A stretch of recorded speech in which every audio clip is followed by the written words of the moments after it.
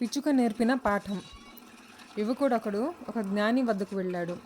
అతడు జ్ఞానితో ఇలా చెప్పాడు: అయ్యా, ఈ ఊళ్ళో నాకు పని దొరకలేదు. ఇక్కడ నాకు ఆదాయానికి మార్గం ఏదీ లేదు. కాబట్టి నేను సుదూరంలో ఉన్న పెద్ద నగరానికి వెళ్ళి ఉద్యోగం చూసుకుంటాను. అందునిమిత్తం నేడే నేను మన ఊళ్ళో నుండి బయలుదేరుతున్నాను. నేను వెళ్ళే నగరంలో నాకు ఒక మంచి ఉద్యోగం లభించి అక్కడ నేను జీవితంలో స్థిరపడాలని నన్ను ఆశీర్వదించండి. అలాగే ఆ యువకుడిని జ్ఞాని మనసారా ఆశీర్వదించి పంపించాడు. కొన్ని రోజులు గడిచాక జ్ఞాని అదే ఊళ్ళో ఆ యువకుడిని మళ్ళీ చూసి ఆశ్చర్యపోయాడు. ఆ యువకుడు వద్దకు వెళ్ళి ఆ జ్ఞాని: నాయనా, నువ్వు ఇంకా ఆ నగరానికి బయలుదేరి వెళ్ళలేదా? నువ్వు నన్ను కలుసుకున్న రోజునే ఉద్యోగార్థం ఊరు విడిచి వెళ్తున్నట్లు చెప్పావే అని అడిగాడు. అందుకు ఆ యువకుడు ఇలా జవాబిచ్చాడు: అయ్యా, నేను ఆ రోజునే అప్పుడే బయలుదేరాను. దారిలో నిర్మానుష్యమైన ఎడారి వంటి ప్రాంతం తారసపడ్డది. అక్కడున్న ఒక ఈత చెట్టు నీడన కాసేపు విశ్రాంతి తీసుకున్నాను. అక్కడ నేనొక దృశ్యం చూశాను. నేను కూర్చున్న చోటుకు కాస్త దూరంలో ఒక చెట్టు కింద కాలు విరిగిన ఒక పిచ్చుక ఆకలితోనూ అమిత బాధతోనూ నడవలేక తల్లడిల్లిపోతూ ఉండడం కంటపడింది.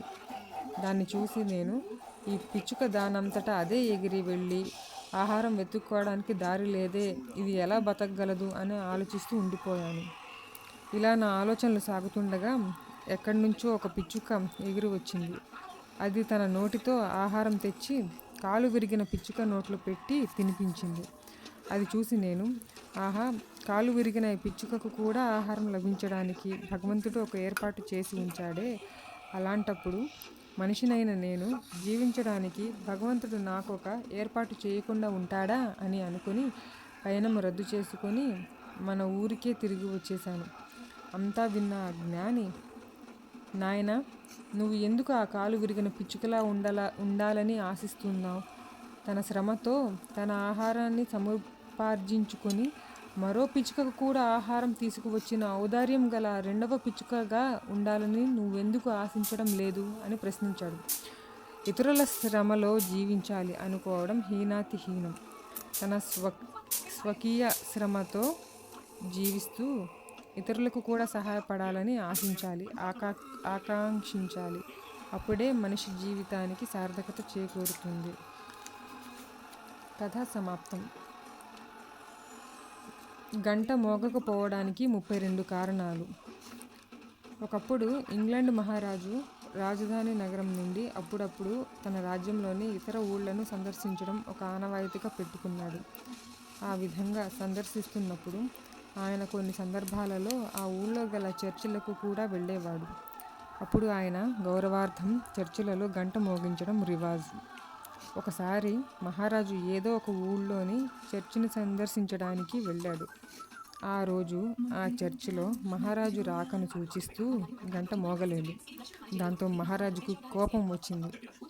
చర్చిలోని ప్రధాన ఫాదర్ని పిలిచి, మహారాజు, నా రాకను తెలియజేస్తూ నా గౌరవార్థం ఎందుకు మీ చర్చిలో గంట మోగలేదు అని ఆగ్రహ ఆవేశాలతో ప్రశ్నించాడు. అందుకు ఆ ప్రధాన ఫాదర్, మహారాజా, ఈ చర్చిలో గంట మోగకపోవడానికి 32 కారణాలున్నాయి అని జవాబిచ్చాడు. ప్రధాన ఫాదర్ జవాబు విని మహారాజు ఆశ్చర్యపోయాడు. విస్మయం ధ్వనిస్తున్న స్వరంలో మహారాజు, ఈ చర్చిలో గంట మోగకపోవడానికి 32 కారణాలు ఉన్నాయా? ఈ కారణాలు ఏమిటో కాస్త చెప్పగలరా అని అడిగాడు. అందుకు స్పందిస్తూ ఆ ప్రధాన ఫాదర్, మహారాజా, ఈ చర్చిలో గంట మోగకపోవడానికి ప్రధాన కారణం ఇక్కడ గంటే లేదు అని చెప్పాడు. ఆ జవాబు విన్న తర్వాత తక్కిన కారణాలు ఏమిటని మహారాజు అడిగితే ఒట్టు. ఆ విధంగానే భారతదేశం ఆశించిన మేరకు పురోగతి